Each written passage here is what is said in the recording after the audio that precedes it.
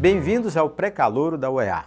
É a nossa segunda aula de literatura brasileira. Vamos discutir todos os detalhes sobre o Barroco. Você já viu a nossa primeira aula?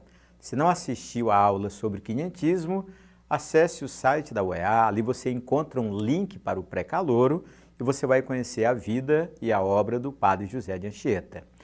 Então, vamos fazer uma aventura hoje discutindo um período que vai de 1601 até 1768.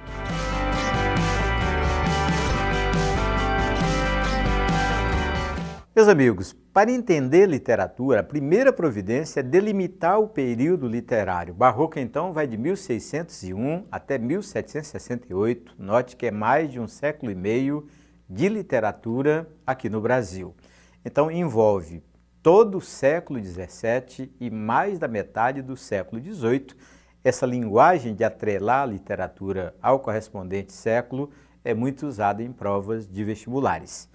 Que outros nomes poderiam aparecer numa prova para substituir o nome tradicional barroco?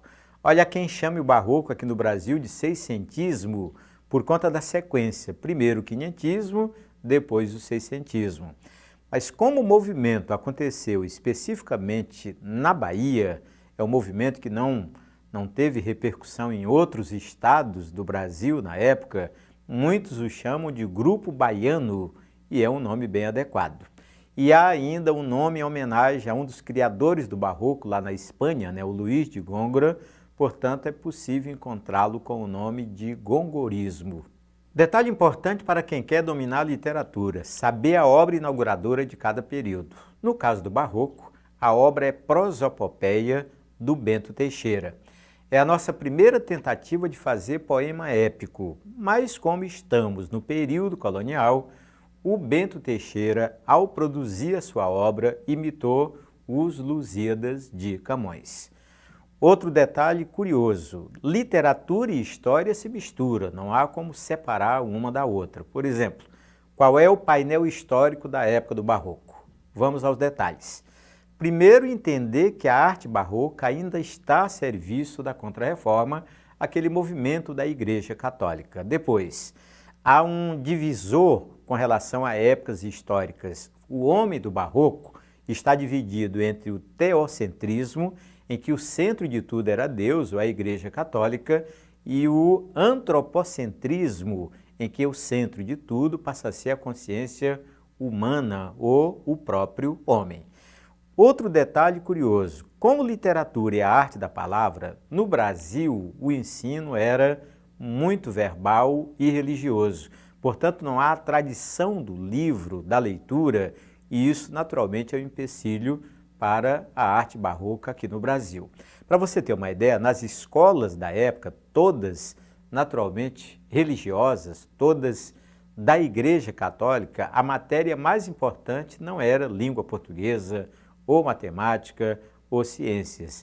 A matéria mais importante era religião. Portanto, estamos numa época em que a literatura é feita sem livros, é feita sem jornais, é feita sem revistas. E a capital do Brasil, naturalmente, onde a literatura se desenvolve, é Salvador, na Bahia. Na estratégia de dominar a literatura, é muito importante que você conheça as características de cada movimento.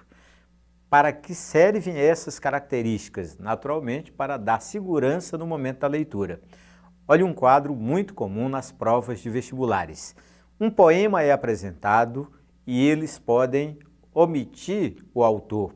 E como é que você identifica? Por meio das características, você pode chegar tanto ao autor quanto ao período em que ele produziu o poema. E quais são as características centrais do Barroco?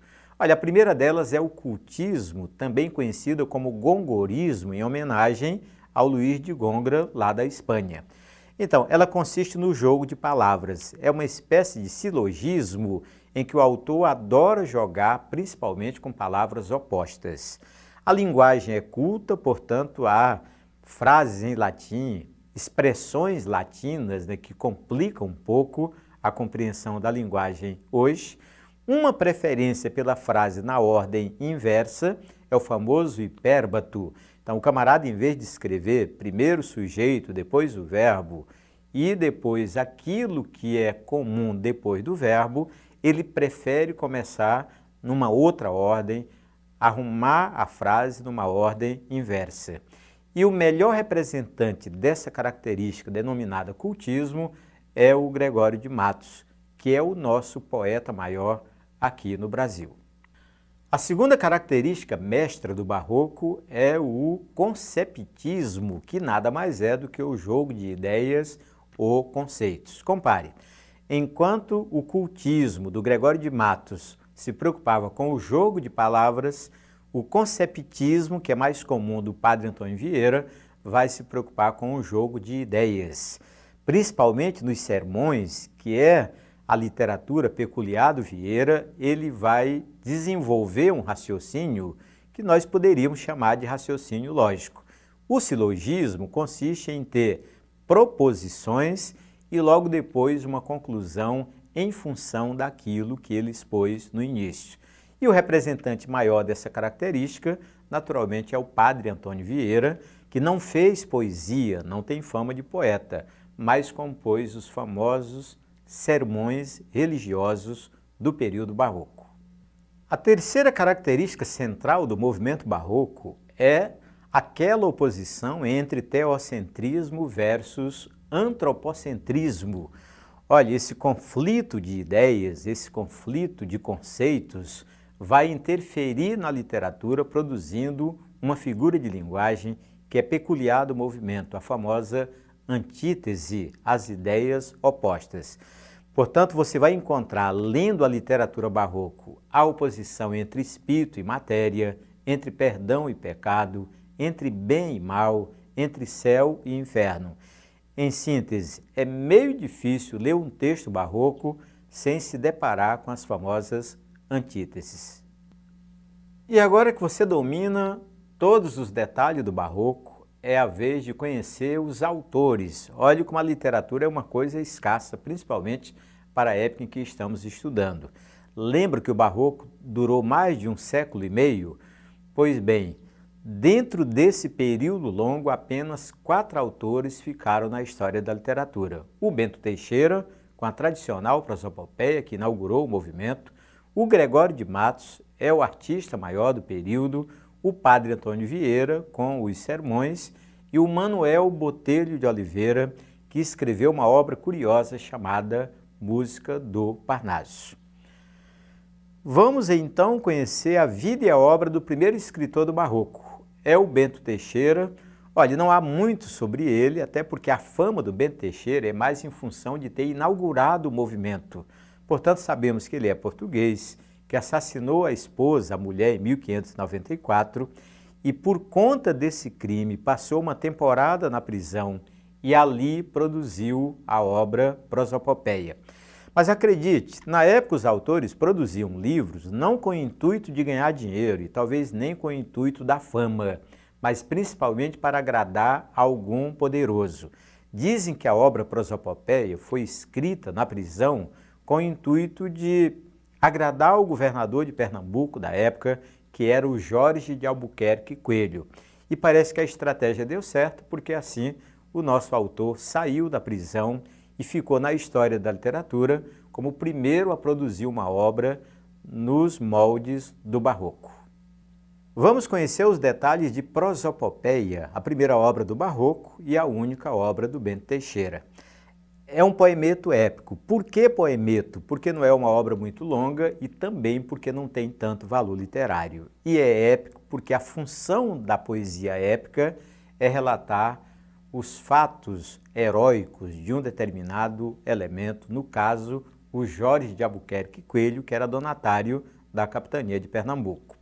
Os versos são tradicionais, são decassílabos, porque assim ensinava Camões na obra Os Lusíadas.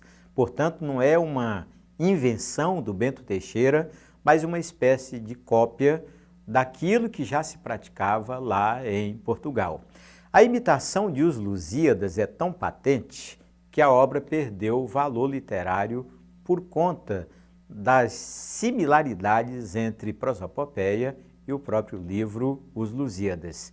E as personagens são apenas duas, o Proteu, que é o narrador na história, e o herói, que é o Jorge de Albuquerque Coelho.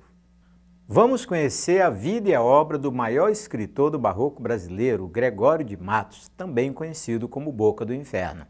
Olha, ele já é um poeta nosso, não veio de Portugal para cá, ele é baiano de Salvador e é originário de uma família rica, tradicional e religiosa. Tanto é verdade que o irmão dele, o padre Eusébio de Matos, aparece na história da literatura exatamente por ser irmão do Gregório e porque na época havia uma espécie de ritual. O Gregório, depois dos ensinos tradicionais, correspondente hoje, talvez, ao ensino médio, ele queria ser advogado, queria ir fazer direito lá em Portugal, lá na famosa Universidade de Coimbra. Mas para isso tinha um ritual. Quem comandava esse ritual era a Igreja Católica. Então, quando o camarada queria ser advogado, primeiro tinha que provar para a igreja que já havia na família um padre. Aí o Gregório deu sorte porque o irmão era padre, muito conhecido lá em Salvador.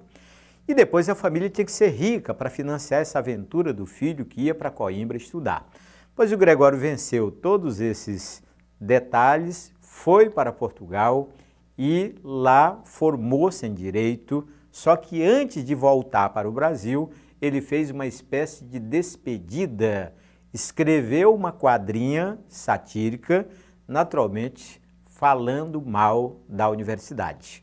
Vamos ouvir para você perceber o que o Gregório disse sobre Coimbra naquela época? Adeus, prolixas escolas, com reitor, meirinho e guarda, lentes, bedéis, secretários, que tudo somado é nada. Olha, você acabou de ouvir uma quadrinha do Gregório de Matos que tem umas características bem interessantes. Primeiro, ele tinha uma vocação satírica natural. Depois, ele conseguia xingar algo ou alguém, ou mesmo uma instituição, como era a Universidade de Coimbra, em apenas 4 linhas. E sabe por que ele adotava essa tática?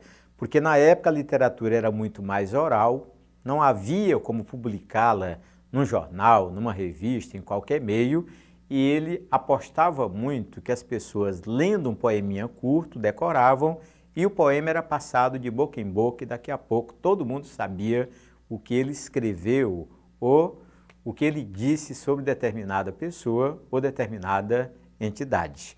Depois, ele consegue, numa quadrinha, xingar não apenas a universidade, mas estratificar, falar mal, desde os zeladores da universidade ao próprio reitor.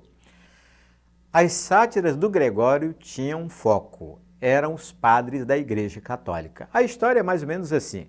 Quando ele voltou de Portugal para o Brasil, como o irmão era padre, arranjaram um emprego bem pomposo para ele. Ele foi ser tesoureiro da Sé, que era o órgão central da Igreja Católica lá em Salvador, na Bahia.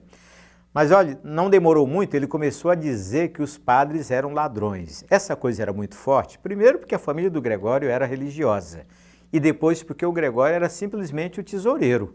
Então acusar os padres de ladrões tinha um peso muito grande naquela época.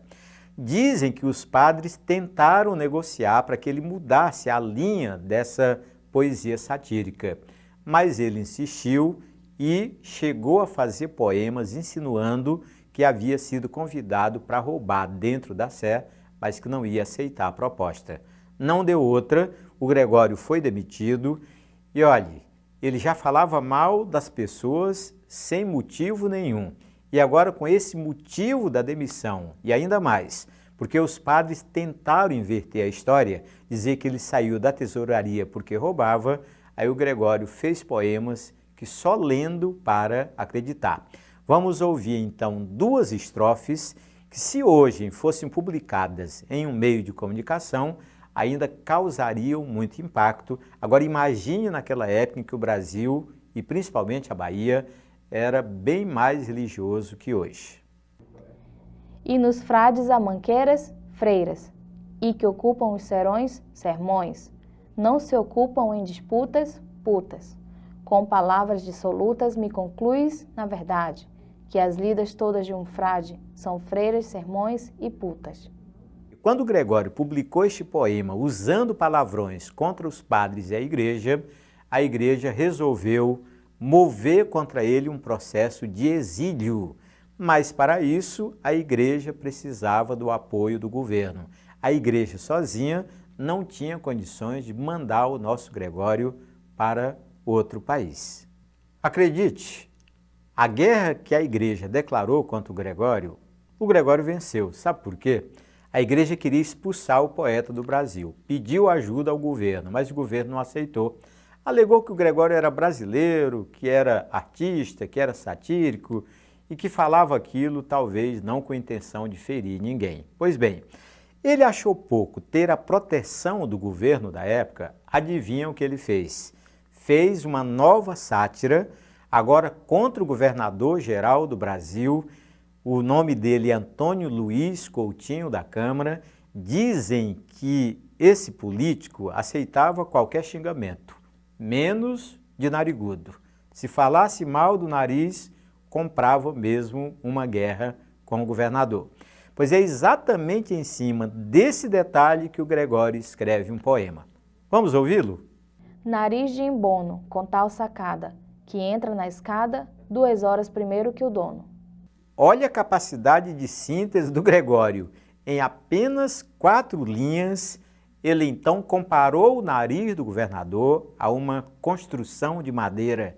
Embono nada mais é do que uma casa de madeira, e para provar que o significado é esse, o Gregório ainda usou sacada, que entra na escada, não, com tal sacada que entra na escada 2 horas primeiro que o dono.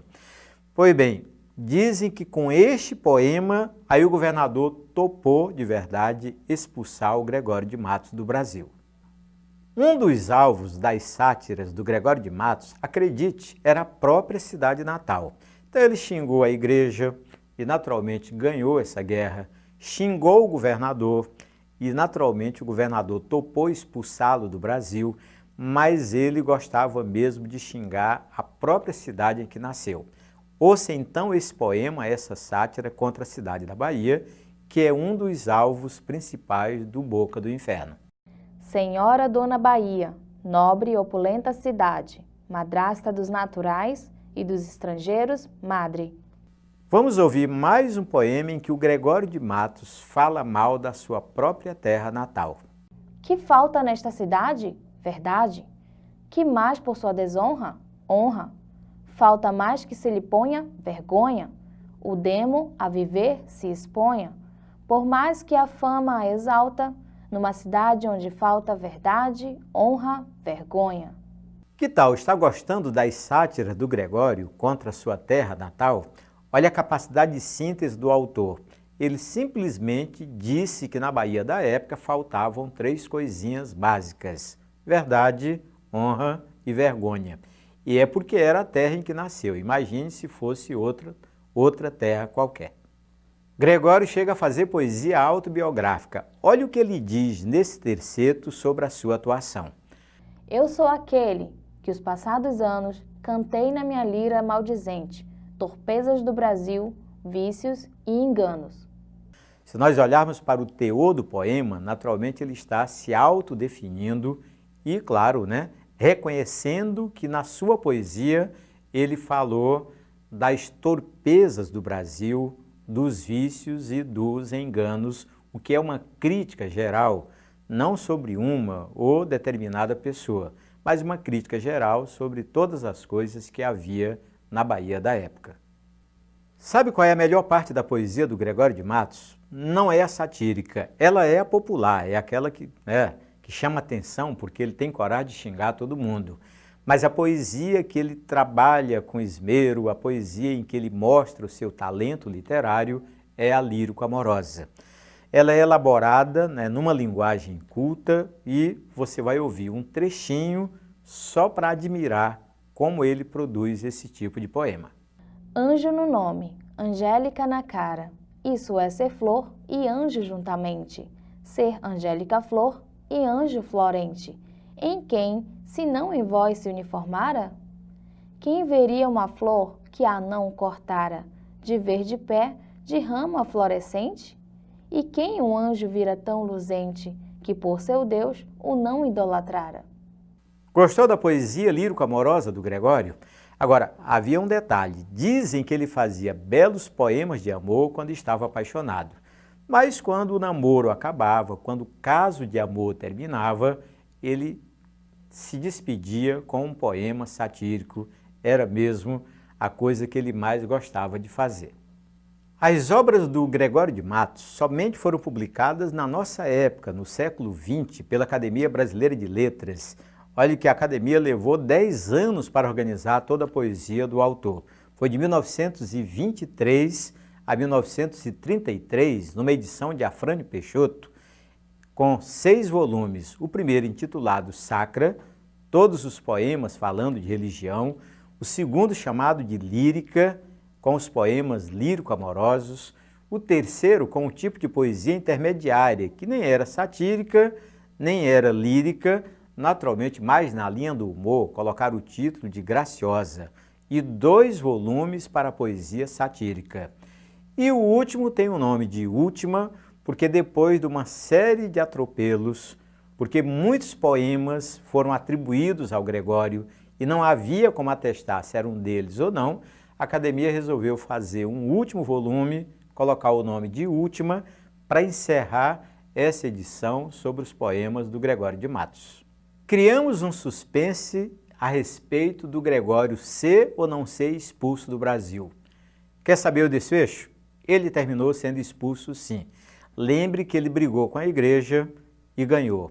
Depois ele brigou com o governador-geral, fez um poema xingando o nariz do governador, e o governador, então, aceitou expulsá-lo do Brasil. Mas sabe quem assinava por último? Era o vice-rei. E o vice-rei defendeu o poeta. Mas o Gregório, não contente de vencer todas essas batalhas, não é que fez também poesia satírica contra o vice-rei da época? E aí a igreja, o governo geral e o próprio vice-rei se uniram, moveram um processo e o Gregório passou uma temporada na África como castigo por haver xingado tantas autoridades aqui em terra brasileira. Sabe qual é o desfecho?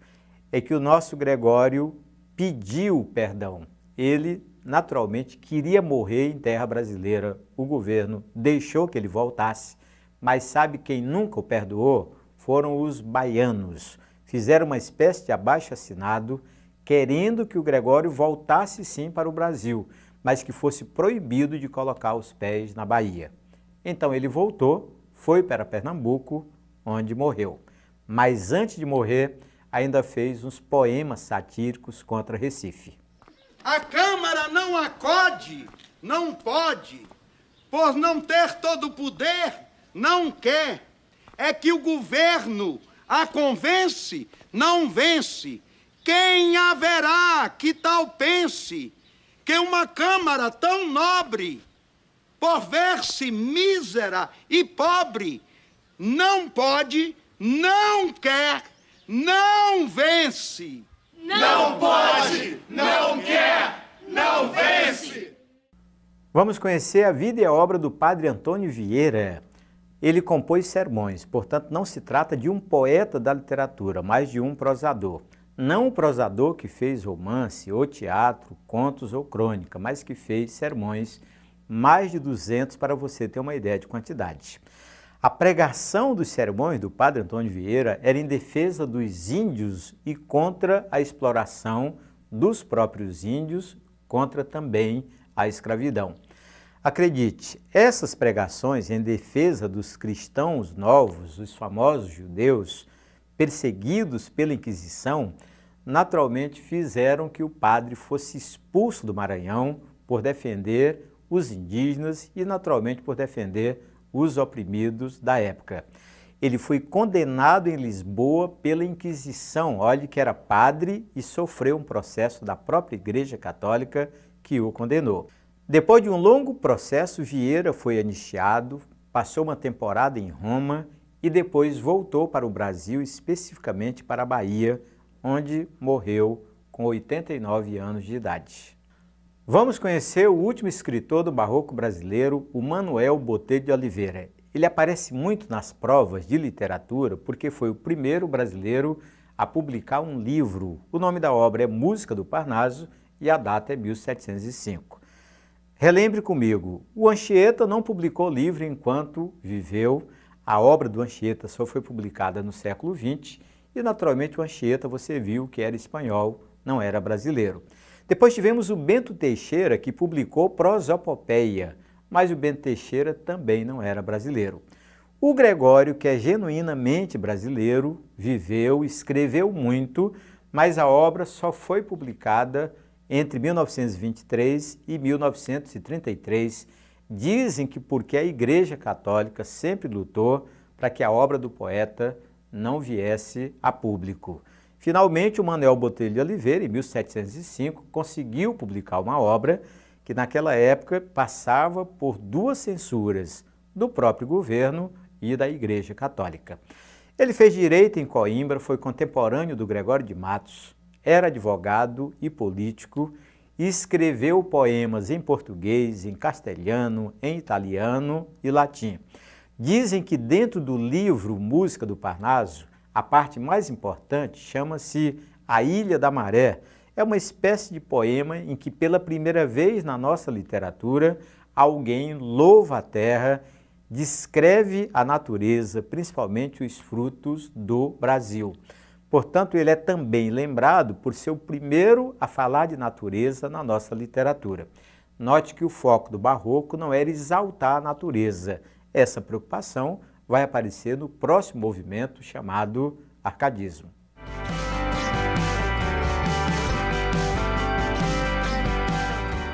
Bem, chegamos ao fim da aula de hoje. Olha, você já viu comigo o quinhentismo, destacamos o Padre Anchieta, agora viu o Barroco, destacamos a vida e a obra do Gregório de Matos. E se você não viu essas aulas, acesse o site da UEA, ali tem um link para o pré-calouro e você pode acompanhar a literatura desde o início para ganhar segurança e resolver qualquer prova de vestibular. Até a nossa próxima aula.